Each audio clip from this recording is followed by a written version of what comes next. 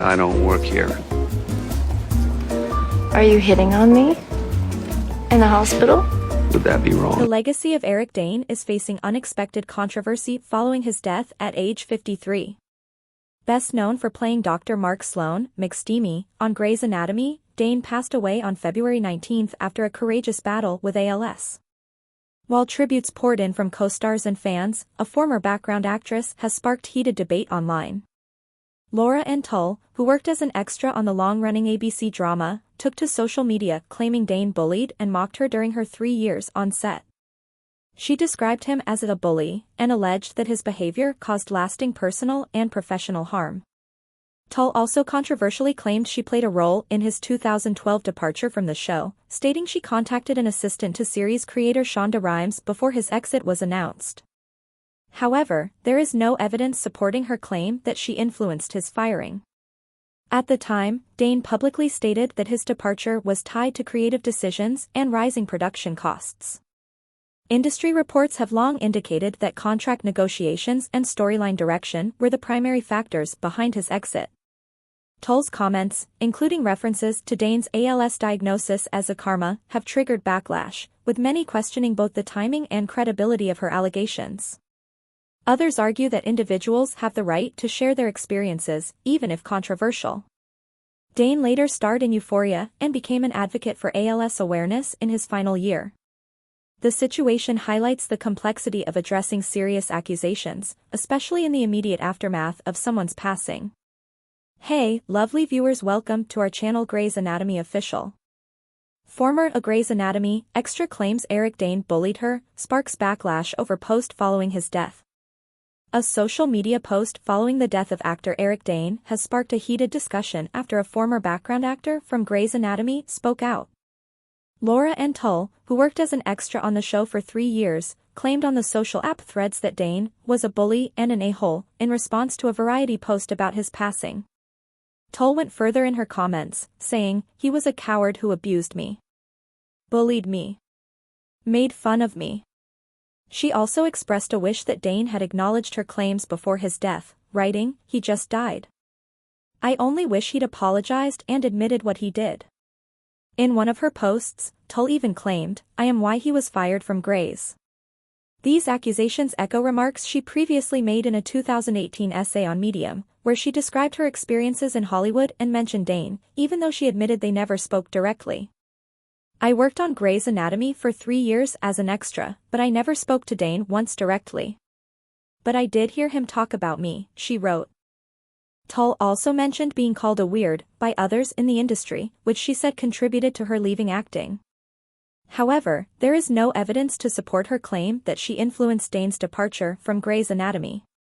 Dane himself had explained that budget and creative decisions, including rising costs for longtime cast members, were the reasons for his exit. He also stated that prescription medication issues were not connected to leaving the show. Eric Dane, best known for his role as Dr. Mark Sloan, or McSteamy, on Grey's Anatomy, went on to star in the HBO series Euphoria. He died on February 19 at age 53, nearly a year after revealing he had been diagnosed with ALS, a progressive neurodegenerative disease. In the months before his death, Dane had been an advocate for ALS awareness. His family confirmed he passed away, following a courageous battle with ALS, surrounded by his loving family. The claims by Tull have ignited a mix of support and criticism online, with many questioning the timing and veracity of her statements. While everyone has the right to share their experiences, making serious allegations immediately after someone's death is highly sensitive. It's important to approach such claims carefully and consider the evidence. Have something to add? Let us know in the comments. Grey's Anatomy fame, Tull calls Eric Dane pure evil. Days after his death, he was fired. Ann Tull has made some shocking claims about Eric Dane days after his death. His former Grey's Anatomy star has alleged that Eric mistreated her before his departure in 2012. Eric Dane passed away on February 19, 2026, after a year-long battle with ALS. The star's demise has left everyone heartbroken. However, amid that, his former Grey's Anatomy co-star, Ann Tull, has made some allegations that have left the fans stunned. Laura Ann Tull claims that Eric Dane was a bully. Days after the Euphoria star, Eric Dane's demise, his former Grey's Anatomy co-star has made headlines with a series of posts about the late actor.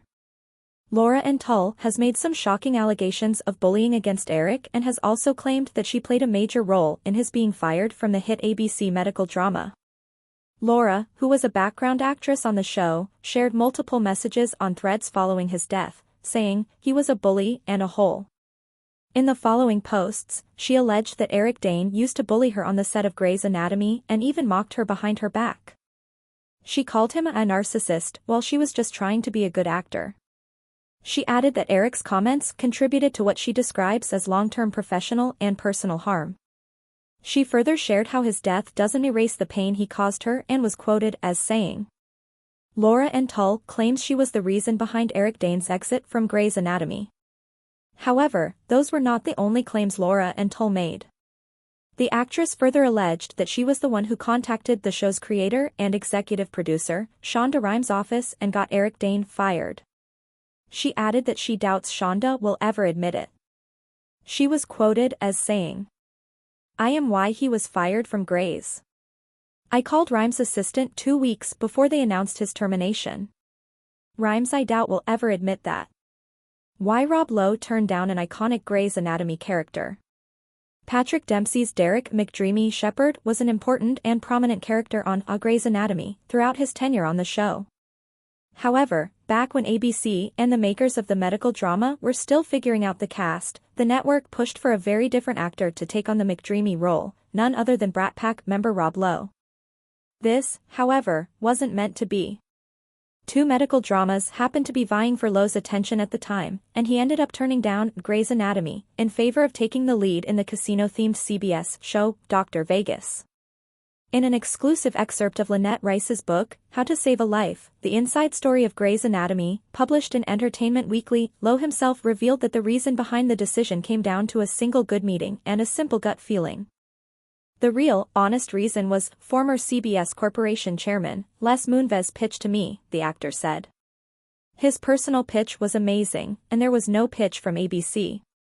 ABC just never said anything. I just had a better meeting with CBS. The scripts were incomparable. The vibe around Dr. Vegas was great. The script for A Grey's Anatomy was great. I went with the vibe over the script. There are many TV roles that were almost played by a different actor, and Rob Lowe as McDreamy is certainly one of the more eye-popping entries on that list. Interestingly, even after Lowe had turned down the role, Dempsey wasn't an immediate lock due to ABC's own reservations. At that point, Patrick kind of already had his career and no one was really paying attention to him, the show's executive producer, Peter Horton, told Entertainment Weekly.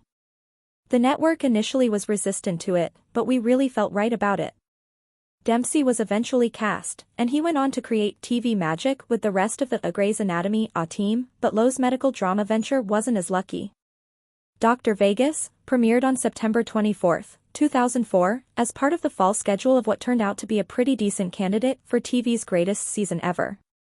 But despite a great cast that featured stars like Amy Adams, Joe Pantoliano, and Sarah Lancaster alongside Lowe, the show's reviews were disappointing, and it only ran for 10 episodes. Of course, Lowe ended up landing on his feet, too. Though, Dr. Vegas was his second consecutive television disappointment after The Lion's Den was cancelled mid-season in 2003, he has managed to stay very, very busy ever since with projects like the ABC family drama, Brothers and Sisters, NBC's sitcom Gem, Parks and Recreation, and more recently Fox's firefighter drama, 911, Lone Star. Eric Dane was a bully, claims a Grey's Anatomy extra. Laura Ann Tull, a former background actor on Grey's Anatomy, has accused the late actor Eric Dane of bullying and mocking her on set. In a viral post about his death, she called him a bully and in a hole, sparking controversy. When fans challenged her claims, Tull stood by her allegations. She claimed that Dane mistreated her during her 3-year stint as an extra on Grey's Anatomy. Tull claimed to have played a role in Dane's exit. Tull wrote on Threads, "He was a coward who abused me. Bullied me. Made fun of me." In another post, she said, "He just died. I only wish he'd apologized and admitted what he did. His dying doesn't change the destruction he caused me. She also claimed to have played a role in his exit from the show by contacting production before his departure. However, she did not provide any evidence for this claim.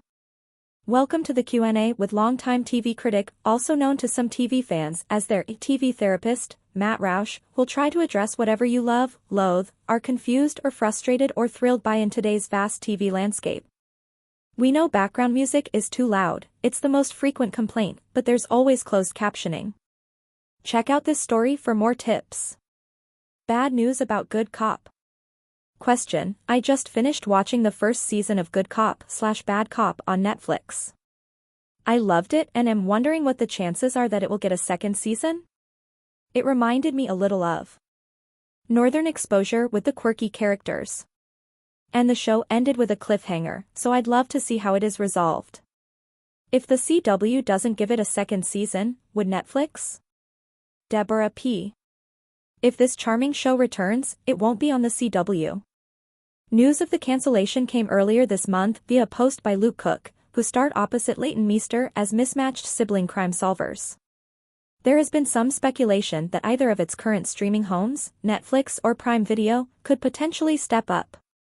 But until that happens, you should probably consider this another fun show that got away. I'm kind of surprised, because this fits the current CW brand perfectly. But the broadcast biz is brutal these days, and I'm almost more shocked anymore when a show I like gets renewed. They really should be talking long-term about what the future of the show is. I know they just want to be the Energizer Bunny that goes on and on and on. But this news makes it seem to me that they should start talking about how to land the plane gracefully here. Of course, it will be sad when Grey's Anatomy ends. It has been part of my routine for more than half my life. But I also think the fans, actors, and characters deserve a proper ending that really sends it off in style. I don't want to see it go on limping on its last legs. What I really want is for them to design a satisfying ending. A good ending is part of telling a satisfying story. It's because I have loved Grey's Anatomy for so long that I wish they would get to craft one. Jake. Matt Roush, I didn't think Grey's Anatomy would survive losing Derek McDreamy Shepherd. I didn't think the show would survive without its namesake, Meredith, around for long stretches. I was wrong in both cases, but the result has been a diminished series that is more habit than must-see anymore. But like other long-running franchises on other networks, thinking SVU and NCIS, it still has enough value to the overall brand that they'll go to extreme lengths, and some would say draconian measures to keep the lights on. Few things are more difficult in this environment than knowing when and how to end at the right time and on the right note.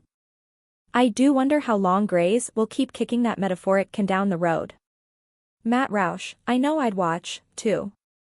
I only resist speculating because I'm reluctant to give false hope, and it feels like a long shot that a show with only 2 seasons under its belt and no pre-existing franchise to bolster its visibility would be a prime candidate for a streaming rescue. Stranger things have happened, and brilliant minds could benefit from the creative freedom that a streaming platform would provide, but I'm not counting on it. Wanting more from Memory. Question: I began watching Memory of a Killer because the premise was intriguing, and who can resist Patrick Dempsey playing against type and seeing Michael Imperioli on a regular series again? But by the end of the second episode, I started being bored, wondering how many bad guys Angelo is going to be asked to kill.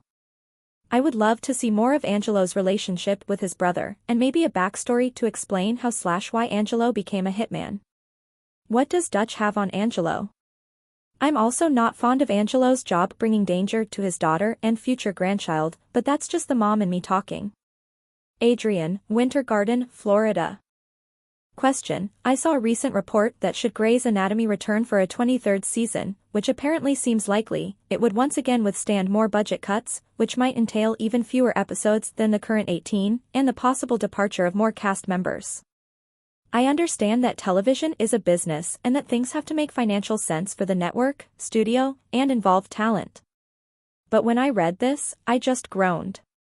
It has already been extremely noticeable for the last few seasons when characters/actors miss episodes. The show only aired 6 episodes last fall. If next season is going to be significantly fewer, and there are going to be even more budget cuts, then at what point does the show stop being the show? Grey's Anatomy actresses claim Eric Dane bullied her brutally backfires after he passes away. A Grey's Anatomy background actress is facing backlash after publicly airing her past issues with late actor Eric Dane following his passing. Dane passed away on February 19 at age 53, nearly a year after he announced he had been diagnosed with amyotrophic lateral sclerosis, ALS, a terminal neurodegenerative disease. He was best known for playing Dr. Mark Sloan, or McSteamy, in Grey's Anatomy for 6 years, as well as Cal Jacobs in Euphoria. Following the news of his passing, many of his former co-stars posted touching tributes celebrating Dane's work and the friendships they had built on set. But a background actress in the medical drama drew attention after calling Dane a bully and an ***hole, and claiming she had influenced his departure from the show. Ann Tull posted on Threads about her time working with Dane in response to a Variety announcement about his passing. Tull, who said she had worked on Grey's for 3 years, claimed the actor mistreated her on set after she battled cancer and referred to his terminal illness as a karma. He hated me because I said I love classical literature to a girl reading a Jane Austen novel on the set. He called me weird without even talking to me. Karma is a B, she wrote.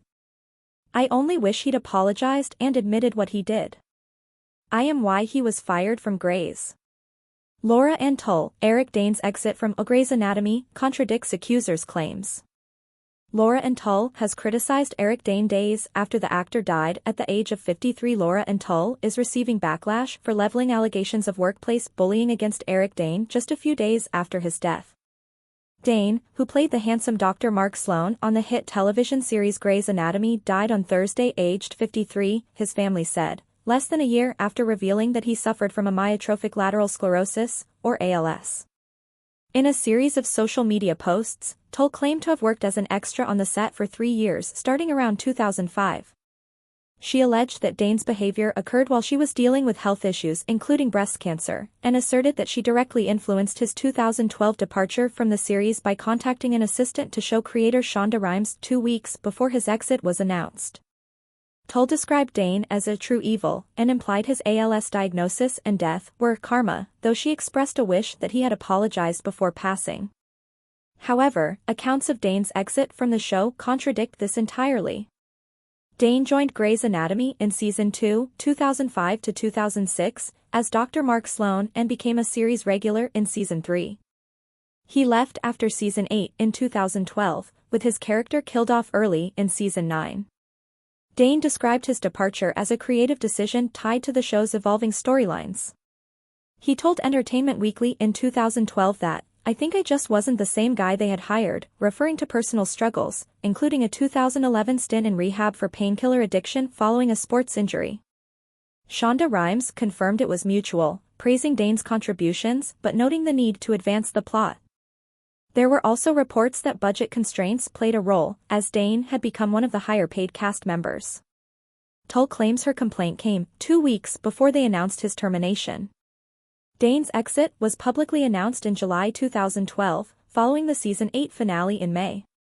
However, production decisions like this are typically made months in advance during contract negotiations. An observer noted that as a low-level extra, Tull would have had minimal access to high-level executives like Rhimes, and no reports corroborate her outreach leading to any action. According to her IMDb profile, Tull has credits as a background extra on various shows, including Grey's Anatomy, but no speaking roles or prominent involvement. She describes herself as an actor, filmmaker, former lawyer and breast cancer survivor, but her bio includes rambling accounts of set conflicts, such as being assaulted by a staff member, tripped on set, and placed on a list by Disney. These details suggest a pattern of perceiving workplace issues as targeted persecution. This isn't Tull's first time airing grievances against Dane. In a 2018 Medium essay, she accused him of similar bullying without specifics or evidence, stating she wanted justice. Grey's Anatomy Season 22 release schedule: when is episode 11 out to watch? Fans of Grey's Anatomy are still in limbo as they wait for new episodes to land, but things are set to be that bit more bittersweet as viewers continue to mourn the death of former star Eric Dane. Although McSteamy made his heartbreaking exit from the series some time ago now, his presence and impact on Grey's Anatomy is what made it such a hit with fans in those early seasons. Nevertheless, new episodes of Grey's Anatomy are still set to head our way, just a bit delayed as the Winter Olympics continue to air on ABC, where the show airs in the US, meaning that it's bumped everything in the schedules. While some fans may have just gotten back into the swing of things after Grey's took its usual mid-season hiatus, they'll just have to wait a little while longer until the 11th episode is on our screens, as programming is set to resume on February 26 in the US. The first installment of the season saw Dr. Joe Wilson, Camilla Luddington, face a life-threatening health crisis, following the dramatic death of Dr. Monica Beltran, Natalie Morales.